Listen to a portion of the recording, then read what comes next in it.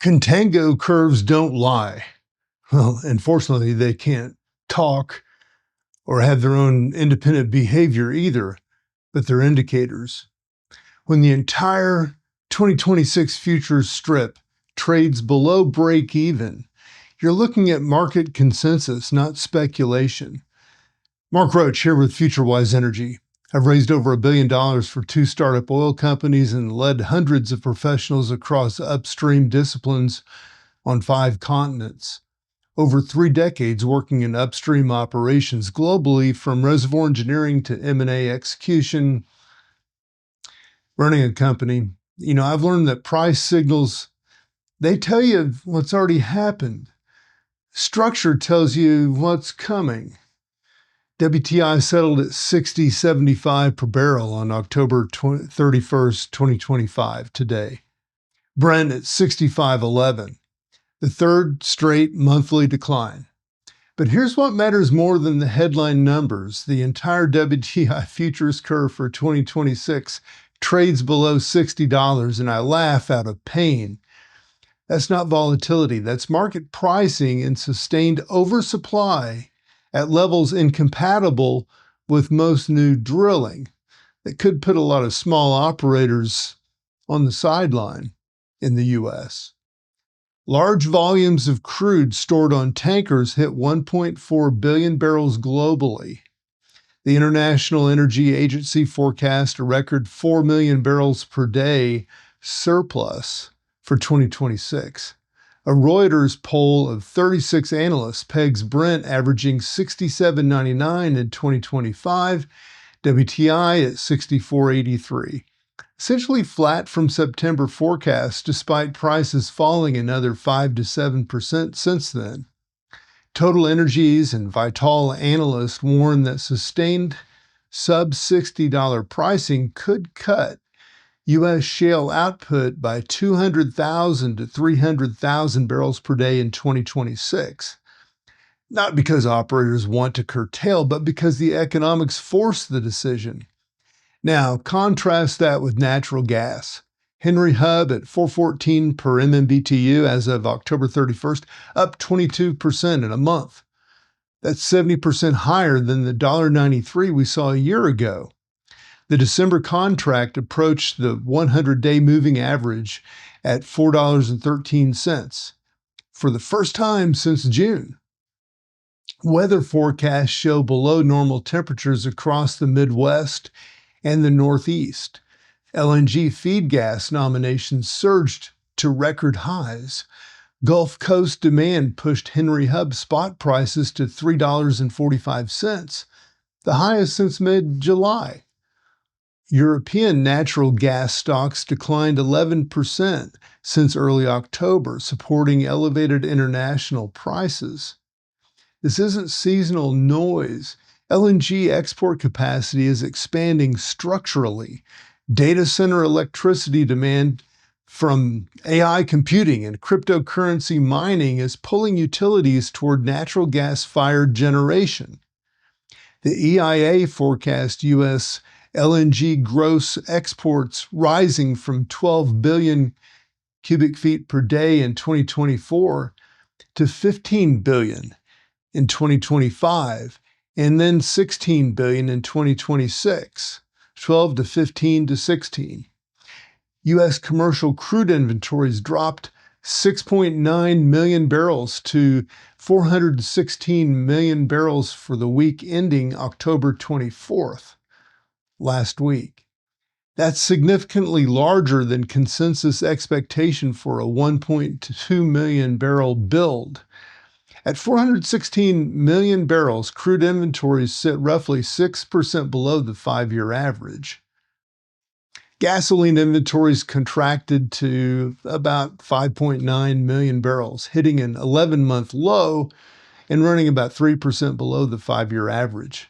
Distillate fuel inventories fell 3.4 million barrels, leaving stocks approximately 8% below average, and raising concerns about the tight middle distillate supplies heading into winter. Refinery utilization stood at 88.6% of operable capacity, with crude throughput. Listen to this, averaging 15.2 million barrels per day. That's down 500,000 barrels per day from the prior week. Gasoline production averaged 9.6 million barrels per day. Distillate production decreased 134,000 barrels per day to an average of 4.5 million. Now, President Trump and Chinese President Xi Jinping met October 30th in Busan, South Korea, as most of you know. They reached agreements. They're going to reduce tariffs, lift China's rare earth mineral restrictions, stop drug trade, and resume energy and agricultural trade. We'll see. Trump announced that a very large-scale transaction may take place concerning the purchase of oil and gas from the great state of Alaska, referencing the $44 billion Alaska LNG project. China halted U.S. LNG imports. Earlier this year in 2025 during trade tensions and resold already accepted cargoes as tariffs made American energy economically unviable for Chinese buyers. The resumption of energy purchases could provide important demand support for U.S. natural gas exports and potentially influence domestic pricing if large volumes are committed. China represented approximately 5% of U.S. LNG imports and 2% of crude oil imports in 2024. The trade framework includes Trump's commitment to reduce tariffs on Chinese goods to 47% from 57%, while China agreed to resume large soybean purchases and postpone planned rare earth export controls. The rare earth issue is significant. China controls roughly 90% of global supply of these minerals, essentially used for semiconductors, batteries, and aircraft. President Trump imposed sanctions on October 23rd against Russia's two largest oil producers, Rosneft and Lukoil. These are the first direct Russia sanctions of his second administration.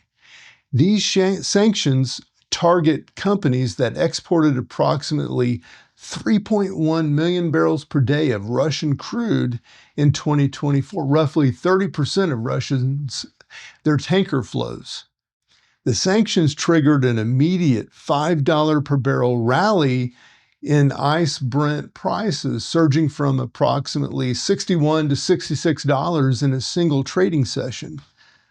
Subsequent trading saw prices retreat as markets await evidence of actual supply disruption. Indian refiners, major buyers of Russian crude, stopped placing new orders while awaiting government guidance. October imports came in at 1.7 million barrels per day, some 50,000 barrels per day below January through September 2025's average.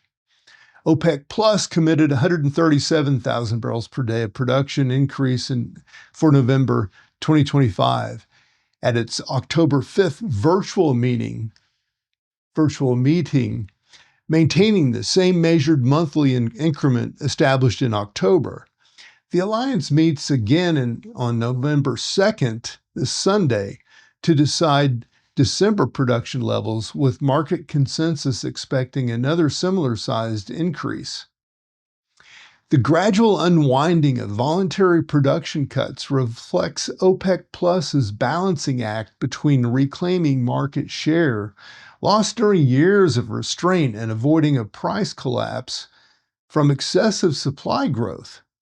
8 core OPEC Plus countries, Saudi Arabia, Russia, Iraq, UAE, Kuwait, Kazakhstan, Algeria, and Oman, are implementing monthly production increases totaling 1.65 million barrels per day over an extended timeline, with flexibility to pause or reverse based on market conditions. Saudi Arabia appears to have shifted strategy after years of shouldering disproportionate production cuts.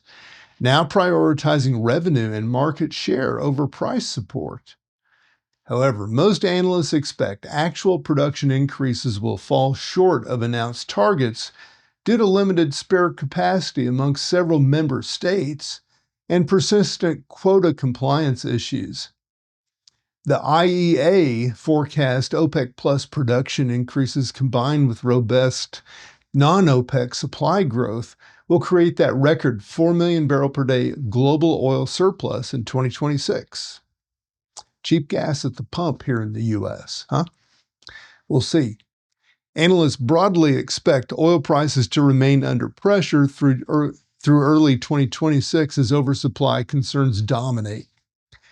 The EIA's October short-term energy outlook forecast, it has Brent averaging $62 per barrel in the fourth quarter of 2025 and declining to $52 in 2026.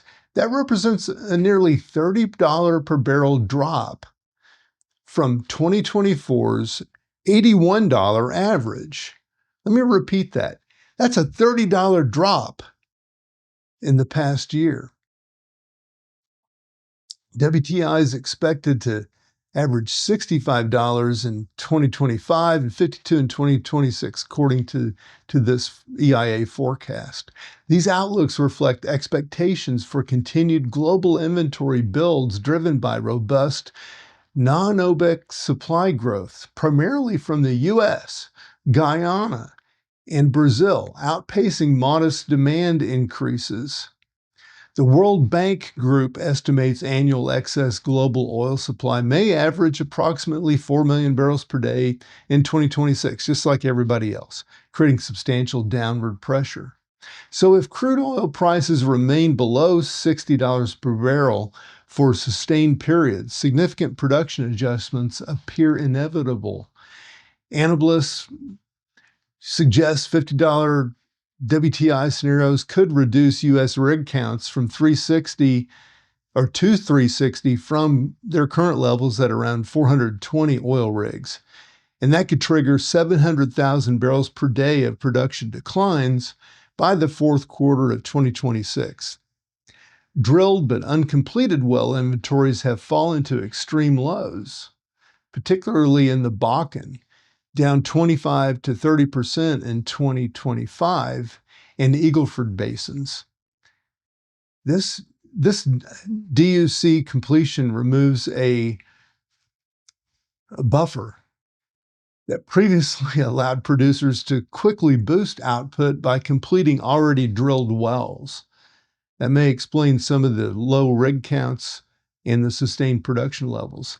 Production now has been maintained by sustained drilling activity mixed with some of these completions that were waiting for the frac or to be brought online, making the sector more vulnerable to rig count declines now.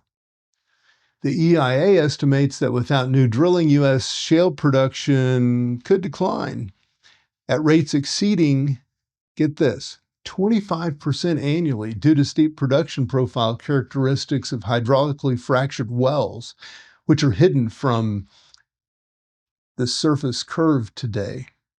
Operators must continuously drill new wells just to maintain flat production, or be bringing wells that have been drilled and uncompleted, DUCs, back onto the market.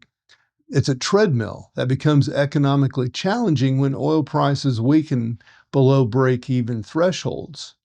Significant uncertainties remain. Geopolitical risks stay elevated with potential for supply disruptions from Middle East conflicts, enforcement of Russian sanctions, or unexpected production curtailments.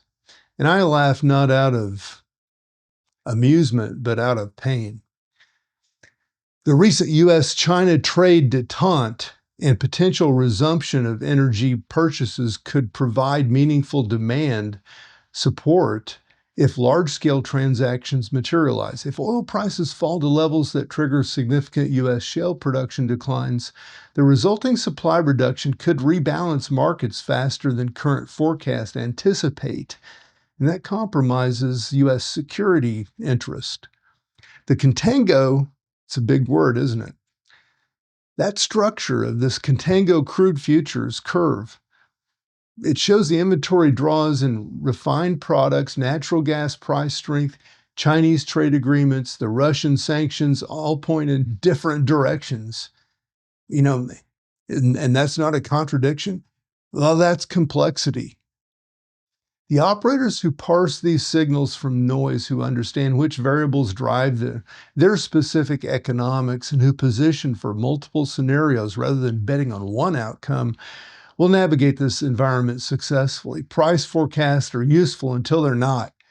Structure over the long haul, and then the circus around geopolitics and the short view matter most and often more than the technicals. Watch inventory levels. Watch the spread between crude and refined products. Watch LNG commitments to China.